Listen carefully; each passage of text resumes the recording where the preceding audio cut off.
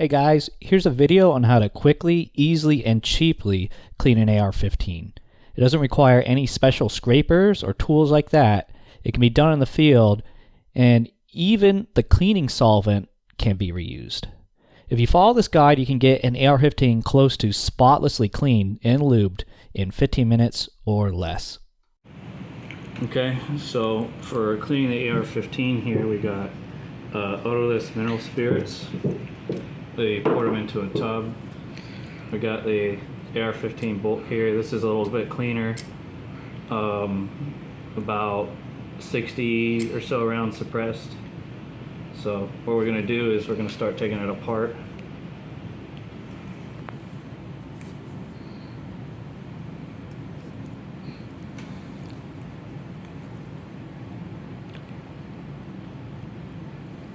And we're just going to drop it in there piece by piece and show you the method of how I clean these. This is pretty quick and easy. So mineral spirits do a decent job. They're pretty cheap. They weren't the best performer, but this will show you how you can do it quite easy. You can see the carbon just dripping off into in there, right? So not even scrubbing it yet, and you can see that it works pretty well.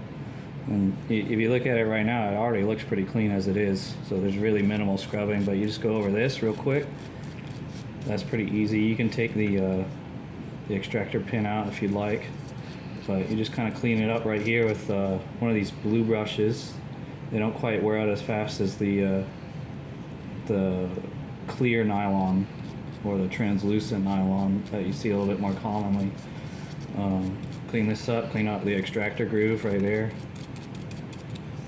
And that's done. This is clean right here, and I use this kit right here. Just bought it on Amazon. It had that same blue nylon shape, but it was in four different things. There's a bore brush that I don't have here, but this is the upper receiver brush, so it's about the diameter of that. This is the bolt carrier brush we'll be using shortly, and this is the chamber brush, which I elect to use the steel and brass one, I think. Yeah, brass or bronze, whatever that is. I use this one more often, but I'll go show you this real quick over here. So just dunk it into right about there, and get one of the cleaning rods on there to get a little more purchase. So it threads on the standard cleaning rods, and just twist it like that. Wash it out a little bit, and it might be hard to see, but if you look inside, perfectly clean already. No effort, no big scraping required. So it's very easy to get it to a high level of cleanliness. Not necessarily perfect white glove, but this is perfectly serviceable just in a few seconds. You can just set it aside here. You can even see right here, this is what we're looking at in terms of carbon on there. A little swishing. So some cleaners will get this off right away. The D-limonene will get that off, but it's got most of it already off. If you look at that, like this half up here is already gone, but you just scrub it like that. You can see that it's done. Just the lightest amount of scrubbing, or you can even get a patch and get it. Over here, the base of the firing pin has a little buildup like normal, and just scrubbing with just a regular nylon brush. There's no abrasiveness or aggressiveness in this, and we've got most of it already gone, and depending on the cleaner, it can even help clean this up a lot quicker with just this nylon brush. You don't need any of those really aggressive scrapers to do this. You get a nice cleaner like this, and it'll do the job for you. So, and it'll clean out quickly. So we get this out. This is pretty good, and we got to get our other parts in here, fish for them. Get the cam pin, brush that off. And that's done. Get our firing pin, retaining pin. That's pretty much good to go as that is, and that's all our parts there. That's done for just cleaning the bolt carrier group. It can be that easy and that quick to get it nice and clean. And you'll see in a moment, just as a side note, I like these Tef wipes by Wypall over there next to the MP5 that's broken apart. Very nice for this sort of stuff, very absorbent and doesn't leave lint behind. But you can go ahead, get a wipe like this, wipe down your bolt carrier group. It'll dry out on its own in just a few minutes, but if you want to speed it up, you can just go ahead and wipe it down yourself and the other parts, and you'll start seeing just the bare phosphate without any oil on there. It's completely stripped out of the oil, and that will mean it's ready for you to oil and lube up. So you can see here there's a very kind of much more flat looking texture to it than there was before, and all you got to do is dry it off like that to get there quickly. And if you want to clean out the inside of it, you can go ahead, grab a Q-tip. I got some just Amazon Q-tips here to do that, and that reach a little bit further. So just go inside here, dry it out. See, very little carbon in there. We're not getting it white glove, but it's pretty clean as it is. I didn't do really anything towards the back, so it's going to be a little dirtier there, but just drying it out quicker. And should be good to go for lubing now. The current Army TM is actually pretty reasonable in its application of lube. The general principle is that the moving contact surfaces of the bolt carrier group should be generously coated except the bolt lugs, while everything else, to include the barrel extension, locking lugs, and lower receiver, get a light coat of lube, which is for preventing corrosion. The takedown pins, however, get a generous coating. As to what is meant by generous and light coats, this infographic explains that, as well as what guns are compatible with what lubes the Army uses. As far as lubrication, this is just some LSA, get it all shaken up. And now is a little needle applicator, so that works really well. So all we got to do here, clean off our lugs on the bolt, dry them out. All we got to do here now is get a generous coating on the body. You don't necessarily need to coat the lugs a lot, but on the areas that you're going to have engagement, so go ahead, get that all nice and good. Maybe even a little bit in here, and throw this bolt in there. Make sure the extractor's up, not facing down, and go ahead, get the cam pin lubed up in the area, cam pin area here. And it's all per the TM if you've actually read it. I never did while I was in. I don't know anyone that actually did when they were in, but you lube it like this generously on the slides right here, one drop in the gas key, and get it just a little bit right here to spread around. Just need to lightly lube it to keep it from rusting. Replace the oil that you stripped off. So that's good. Get the underside right here. Get a light coat on the locking lugs here. Get one drop over here. And you can actuate that with a case rim over there, or you just press on it just a little bit. The ejector, that is. Ensure the cam pin is oriented correctly for reassembly. Get a light coat on the firing pin. Oops. Throw that back in. Throw your retaining pin back in there, and you are good to go. And while we're here, don't forget to apply your oil inside the bolt carrier and other little crevices. You just want to make sure that the entire bolt carrier has a coating on it to protect it from rust. So right here on the bottom side of the bolt carrier, inside of the bolt carrier, you just don't want rust forming anywhere on your rifle. So that will help you out there. So doesn't necessarily need it for function, but it will help protect from rust. All it needs is a light coat. This is cleaning the upper and lower receivers. So this is going to be nice and quick.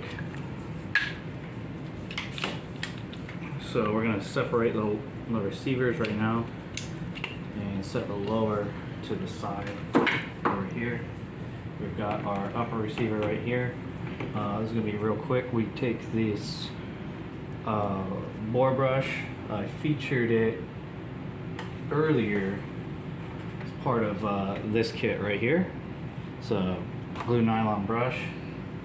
Take this, attach it to our USGI cleaning rods, dip it in the mineral spirits.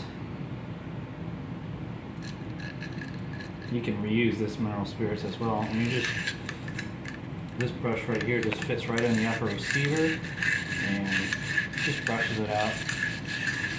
Nice and easy there. So then we can also go and grab a smaller brush, like this is the bolt carrier brush for instance. And strong rod, this one right here. Just change it out, swap it in there, and you can just brush out the upper channel right here where the charging handle rides. That's good. Just needs a light brushing, and we'll take our standard USGI chamber brush. This is the bronze and the steel right there, or the copper brush, I forget which material it's made out of. Once again, we dip it in here. That's the mineral spirits. This is used, I keep reusing it. And you just go in here, and one of the very old manuals, it says to do several painting strokes and several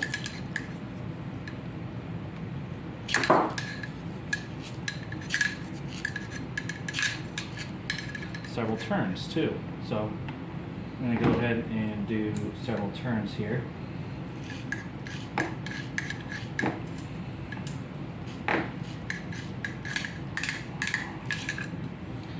Well, that's good.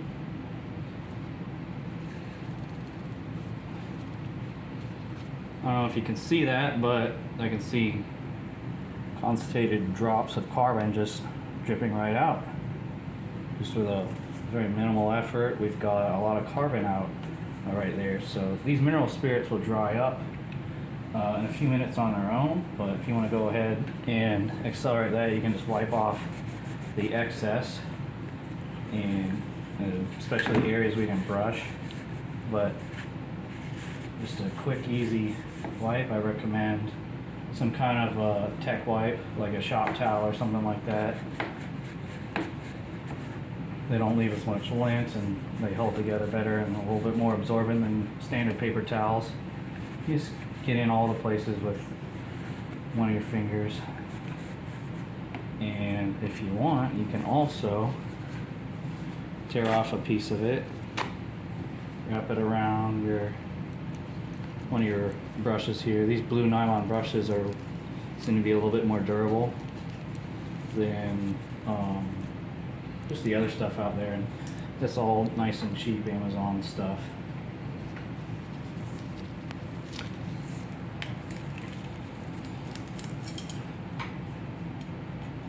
going back to this brush, we got it wrapped around in our cloth, and we can just go ahead and dry up whatever's in there. So that's pretty dry, and we can take I've got a Boresnake right here, so I don't recommend this for your precision rifles, but just for your carbines, it's not going to hurt too much. So I'll go ahead and drop this through our bore. This one's made by Otis.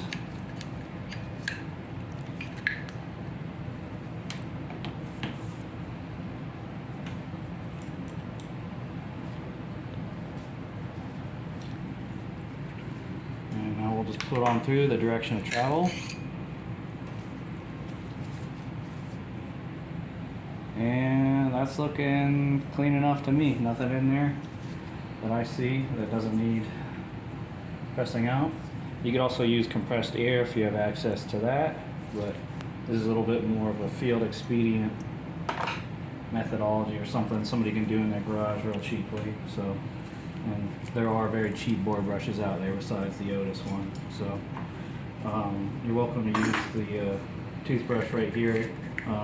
Again, that's not really necessary, but now that we've got most of this dried up or drying up, it'll proceed faster in the sun. The lighting here is not the best, but you can already see just the plain worn through aluminum here on where the bolts slides. So you can see that light spot, some other up here where the typical wear is. And so just go ahead, grab this is LSA, you can grab the oil of your choice. It's recommended to shake your oil, at least with LSA and CLP. And you go ahead and just apply a light coat in there where everything's sliding around. And that's all that's really needed right here. Or you could use a Q-tip to help out with that if you need to. It can get underneath and around the gas tube. And you can use the excess to get your locking lugs. This is not very important for function, but just corrosion resistance. So that way your locking lugs don't rust because they're not treated with anything like, say, a chrome lined barrel or nitrated barrel is. So that upper receiver is pretty good. You can also just get a little excess and wipe it on the outside if you wish. Not very necessary, but you can coat your surfaces if you'd like. Want your dust cover right here, just throw a drop on the port right here, actuate it and get a light coat on your dust cover. Don't want that to rust. Forward assist right here, go ahead and get a light coat on that, and maybe a little bit in there, and actuate it a few times. You can even get some on the pawl in there if you'd really like, especially with these little needle applicators. And that should be good enough for our purposes here. Maybe a steel, this is stainless steel, but if you have a steel muzzle device, that might be a good thing to keep it coated. If you have a front sight post, you might want to go ahead and put it wherever your front sight post would be on the detents and pins in there, so they aren't rusted out and they can be actuated later on. Moving on to our lower receiver here, we'll go ahead and remove those slings there. So we have our trigger here, and it's a little cruddy in there, so what we'll do is we'll just grab just the nylon brush here. You can use either end, get in there and just brush out any kind of chunks or excess that are around, and even use like a Q-tip might be pretty good. So once again, get in there and clean it out. Just doesn't need to be that thorough here. Usually this All this needs to be is re-lubricated, but if you're very interested in cleaning your crud out, this is a great way to do it. So that's done there. Now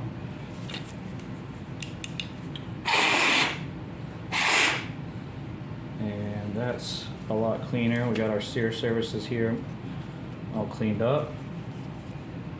We'll go ahead get a new